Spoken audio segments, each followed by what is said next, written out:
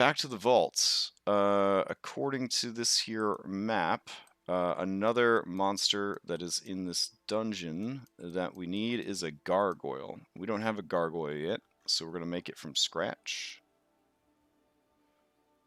Okay. And let me go to D&D Beyond and go to the gargoyle. Gargoyle is the ultimate FU monster if you are a DM who does not hand out magical items. When you are low level, a flying creature with a pretty decent armor class and a big chonky hit point block that,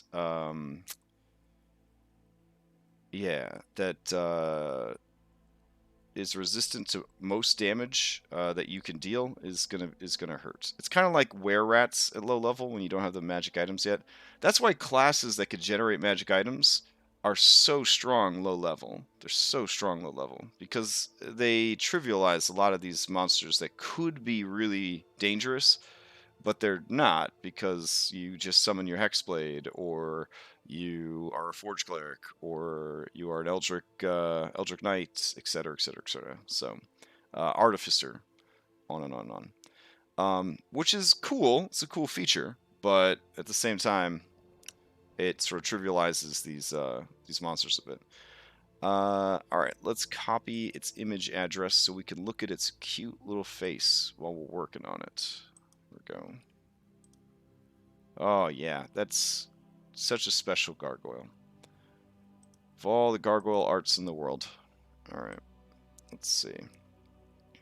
Now, I did, at someone's suggestion, try to go into D&D Beyond and make a Giffyglyph monster in D&D Beyond, and the D&D Beyond tools for building monsters are not great.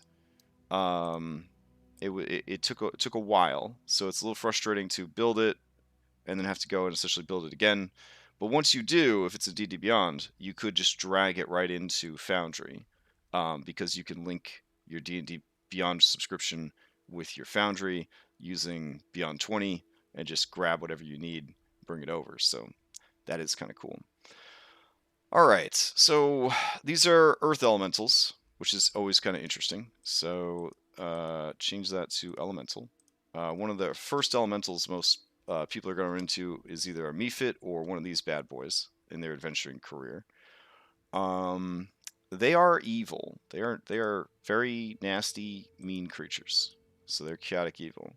That means that they delight in chaos and pain and suffering and torments. They're not nice. They have a multi-attack. They could bite you and they could claw you. Their bite and their claw are literally the exact same attack with different names. That's how original this monster is. Like, same damage, same reach, everything. One does piercing, one does slashing. Yeah. And they could speak Terran, so we'll have to make sure we put that in there. I'm trying to figure out what exactly a gargoyle does. I feel like it's yet another lurker, right? Because it disguises itself as a statue and then it attacks you. But it does have the ability to fly and hide. So maybe this could be our first scout? I don't know. I feel like they probably aren't sent out to scout too much. They're probably just set as lurkers to jump out at people. I feel like my dungeon design is gravitating towards lurkers. I feel a bit called out, actually. All right. More than likely, this thing's going to need huge boosts to armor class. Yeah, so we're just going to manually pump that.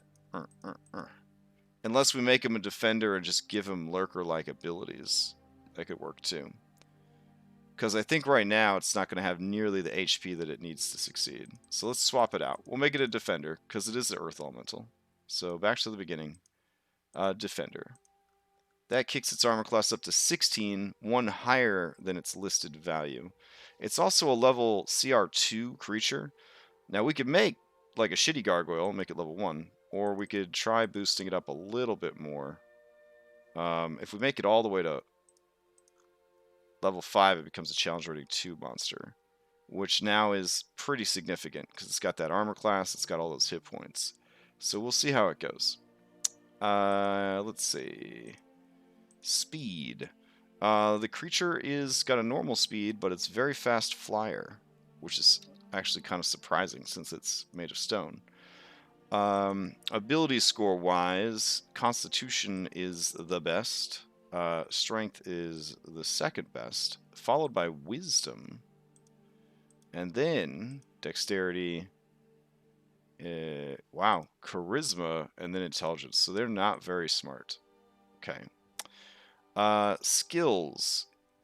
Despite being able to disguise themselves and despite being lurkers, they actually don't have any skills. So they're not so much good at sneaking up at you as just hoping that nobody paid attention when they, when they were walking by. I will honor that, I guess, for now. Let's see.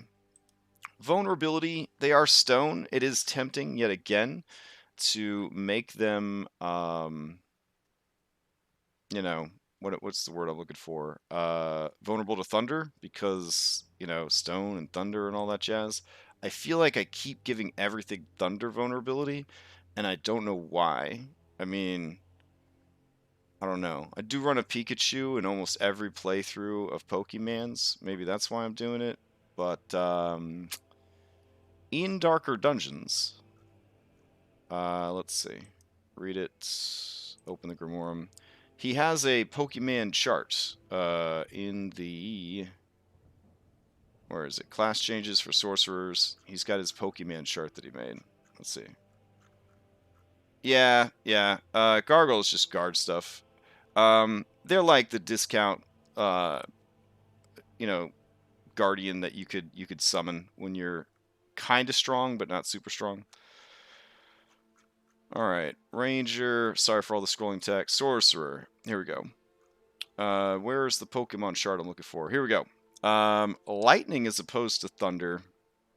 Force is opposed to psychic. Poison is opposed to acid. Radiant is opposed to necrotic. And fire is opposed to cold. I don't really know where, I don't know where Gargoyle would fit on that. I'm going to say maybe the Gargoyle doesn't have any sort of weaknesses. That'd be kind of cool. Because, he's tough. So, yeah. Alright. Let's go back in here then. Resistances. It is resistant to... I'm going to save time and just do a custom. There we go. And then we'll just copy pasta. It has to be magical or adamantine. Cool. What if we went all in, right? And we just said it has to be adamantine. That would be pretty bananas, right? I mean, no one can stop us. It's homebrew. You know what I'm saying? If we did that, though, we definitely have to give them some kind of vulnerability. Well, oh, hey, I got an idea. What about force? Magic missile, just light these dudes up. I don't think there's anything in the game, right, that's vulnerable to force. So that could be kind of cool. But yeah, magic missile would wreck these guys. So if you had somebody with magic missile, you could be justified in throwing like an extra one in there if you wanted to. That'd be kind of cool. Oh, yeah, that's true. That's true. We could go to its resistances and say bludgeoning. Does normal. Let's see. Immunity. Resistances. Here we go. So we'll say piercing and slashing. Cool. Okay. Piercing and slashing from attacks that aren't... we have to say weapon attacks. Right? No. No, because there's actual magical slashing and stuff like that. That aren't adamantine. Or force. Wait, you can't be force and slashing at the same time. I guess we do need to add magic back in. It just feels kind of lame. Oh well. So what we'll do is we'll just do piercing and slashing. Bludgeoning will do normal, and we won't give him the vulnerability to force after all. So let's get rid of that. Okay. Cool. What are they immune to? They are immune to poison, like everything in 5th edition D&D. And every edition of D&D. What immunities do they have? They are immune to exhaustion and petrification, that makes sense. And being poisoned, because that's totally different than poison damage. Alright, senses. They got dark vision. This is another thing that I feel like it should probably have, like, tremor sense, right? Because it's an earth elemental. So I'm going to give it 30 feet of tremor sense, and I'll still give it 60 feet of blind sense. Or, no, not blind sight. Dark vision. Alright, and then language, we've established that it can speak Terran. Okay. And I guess it doesn't speak Common, though it probably should. I don't know how people are ordering these things around. I feel like not everybody speaks Terran. Like, languages are hard to come by in 5th edition, but yet somehow they always know what they're supposed to do. It's really weird. Alright, once per turn, add your extra level and damage to an attack. Yeah, that could definitely work. This thing's already dealing 4d4 points of damage. And then shifty, we do not want. We want, yet again, the thing where you're indistinguishable from an inanimate statue. So we'll do a custom here. There we go. Alright, and let's see. What actions do you have? Knocking back or slashing? I like, pick them up. I like the idea that these guys could fly down and grab you, and then fly off with you. That'd be kind of hype. Alright. And then I don't know, I don't really see this gargoyle biting you. I think it would just slash you with its claws. So, yeah. We'll just do that. Let's see. Okay. Seems pretty simple. I don't think we need to do anything else to it. So we've got a defender that could drop a little bit more damage than it's supposed to with the striker ability. It has the ability to hide as a statue. Its primary means of messing you up is a mighty 10 points of damage slash, but it can just pick you up and fly off with you. So I'm going to get rid of the weapon attack part of that, because again, it could just do an athletics check +3 to grapple you, so we might as well, you know, not make it a two-stage process, right? So just come over and try and grab him. There we go. I do like that these Giffyglyph monsters, if you set it up like this, it doesn't matter if you spec to have like a 26 in athletics, you still have to make a strength save to avoid being picked up. That part's kind of cool. Alright, so there we go. Gargoyle's done.